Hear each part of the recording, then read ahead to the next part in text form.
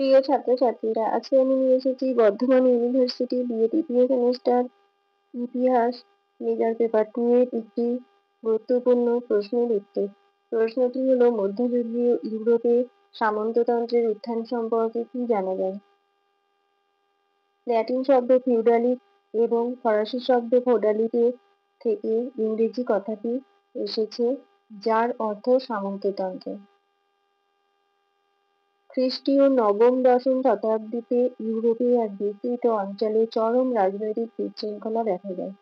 ভূসম্পত্তির মালিক, অভিজাতগণ এবং সরকারি কর্মচারীগণ রাজনৈতিক বিশৃঙ্খলার সুযোগ নিয়ে কেন্দ্রীয় সরকারের ক্ষমতা গ্রাস করেন এবং তারাই বর্বর জাতির আক্রমণ থেকে ইউরোপকে রক্ষা করা ছাড়াও একটি নতুন রাজনৈতিক ও আর্থ-সামাজিক সম্পর্ক গড়ে তোলে এবং রোম সাম্রাজ্য বিভক্ত করে যে ক্ষুদ্র রাজ্যগুলি সৃষ্টি হয়েছিল তাদের অস্তিত্ব বিলুপ্ত করে দেয়। রাজনৈতিক ও আর্থ-সামাজিক এই ব্যবস্থাই সামন্ততন্ত্র বা সামন্ত প্রথা নামে পরিচিত। সাধারণত 800 থেকে 1300 খ্রিস্টাব্দ পর্যন্ত ওই সময়কাল বিস্তৃত। ইউরোপীয় সাম্রাজ্যের পতন ও ইউরোপের বিভিন্ন অঞ্চলে জাতীয় রাষ্ট্র গঠনের মধ্যবর্তী কালকে ভূস্বামীদের যুগ বা ফিউডাল যুগ বলে চিহ্নিত করা যুক্তিযুক্ত। সামন্ত প্রথা প্রধানত ছিল একটি সামন্ততান্ত্রিক সংগঠন। পরিস্থিতির সুযোগ নিয়ে সামন্তরা প্রচুর রাজনৈতিক ক্ষমতা অধিকার করে। পাশাপাশি অর্থনৈতিক অবস্থাও ছিল তাদের হাতে। শাসক গোষ্ঠী কোথাও প্রকাশ্যভাবে আবার কোথাও গোপনে এই ব্যবস্থাকে মেনে নিতে বাধ্য হন। কখনো বা দুর্বল শাসকেরা শাসন ক্ষমতায় অপারগ হওয়ার কারণে দক্ষ সামন্তদের হাতে শাসনভার অর্পণ করে নিশ্চিন্তে থাকতে চাইতেন। আবার কখনো কখনো নর্সম্যান, মেগিয়ার বা মুসলমানদের আক্রমণের হাত থেকে সাধারণ মানুষকে রক্ষা করার জন্য সামন্তদের প্রয়োজন অনুভূত হতো। বেআইনিভাবে ভূসম্পত্তির অধিকার, শাসকদের পক্ষ থেকে আনুষ্ঠানিকভাবে কোনো ব্যক্তিকে ভূসম্পত্তি প্রদান, আঞ্চলিক প্রয়োজন প্রভৃতির ফলে কেন্দ্রীয় রাষ্ট্রটির পরিবর্তে অসংখ্য স্থানীয় শাসন ব্যবস্থা গঠিত হয়। সরকার একটি ব্যক্তিগত সংস্থায় পরিণত হয়। ব্যক্তিগত সম্পত্তির মতো জমিগুলি উত্তরাধিকার পূর্বপুরুষদের কাছ থেকে লাভ করত এবং উত্তরাধিকার সূত্রে শাসন ক্ষমতা লাভ করত।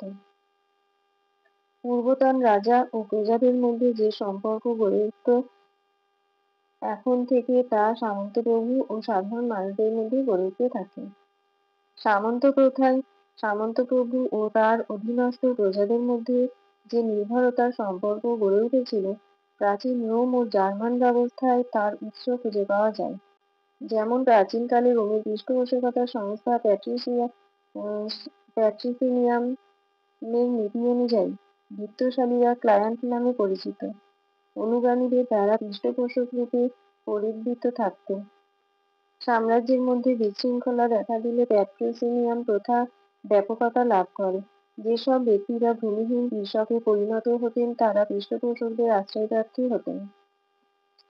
সামন্তপ্রভুর জন্য নির্দিষ্ট কোনো কাজের জন্য এই ভূমিহীন ব্যক্তিরা জমি লাভ করত। সামরিক সাহায্য থেকে শুরু করে সামন্তপ্রভুর ব্যক্তিগত পার্শ্বচর হওয়া পর্যন্ত সবকিছুই এই কাজের অন্তর্ভুক্ত ছিল। গল প্রদেশের কেল্টিক নেতাদের আশ্রিত ক্লায়েন্টরা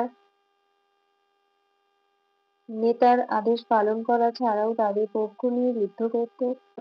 সাধারণত অভিজ্ঞ সেনাপতিদের পরিচালনায় শিক্ষানবিশ সৈন্যযুদ্ধে অংশ নিত, আর তাদের কৃতিত্বের অধিকারী হতো অভিজ্ঞ সেনাপতিরা। এই কমিটিটাস প্রথার ধারাবাহিকতা এবং রোমের প্যাট্রিসিনিয়াম রীতির সংমিশ্রণে সামন্ত প্রথার প্রকৃত উদয় ঘটে। ছোট ভূস্বামীরা নিজেদের সুরক্ষার জন্য তাদের ঊর্ধ্বতন বড় ভূস্বামীদের আশ্রয় গ্রহণ করে। বড় ভূস্বামীরা তাদের অধীনস্থ ছোট ভূস্বামীদের সুরক্ষা দেয়। এইভাবে একদিকে বিভিন্ন স্তরের সামন্তপ্রভুর মধ্যে এবং অন্যদিকে কৃষক ও সামন্তপ্রভুর মধ্যে সুরক্ষার বিনিময়ে সেবা ও আনুগত্যের একটি সম্পর্ক তৈরি হয়। একেই বলা হয় সামন্ততান্ত্রিক সম্পর্ক। চার্চ যে সমস্ত জমি দান হিসেবে লাভ করত, সেগুলির চাষবাসের ব্যবস্থা করার জন্যই কৃষকদের সাথে বন্দোবস্তের প্রয়োজন দেখা যায়। এইভাবেই বিভিন্ন ধর্মীয় প্রতিষ্ঠানগুলিও সামন্ত ব্যবস্থা গড়ে তুলতে ইতিবাচক পদক্ষেপ গ্রহণ করেছিল। তবে এই ক্ষেত্রে ভূমিগ্রহিতা ও চার্চের মধ্যে সম্পর্ক ছিল অনেকটা শিথিল।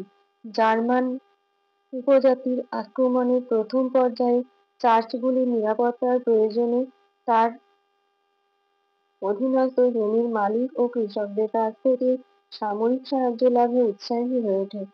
ফলে প্রতিটি চার্চ সামরিক শক্তিতে বলীয়ান হয়ে উঠলে সামন্ত প্রথার চুক্তির শর্ত অভিন্ন হয়ে ওঠে এবং দৃঢ়ভিত্তির উপর সামন্ত প্রথা প্রতিষ্ঠিত হতে থাকে।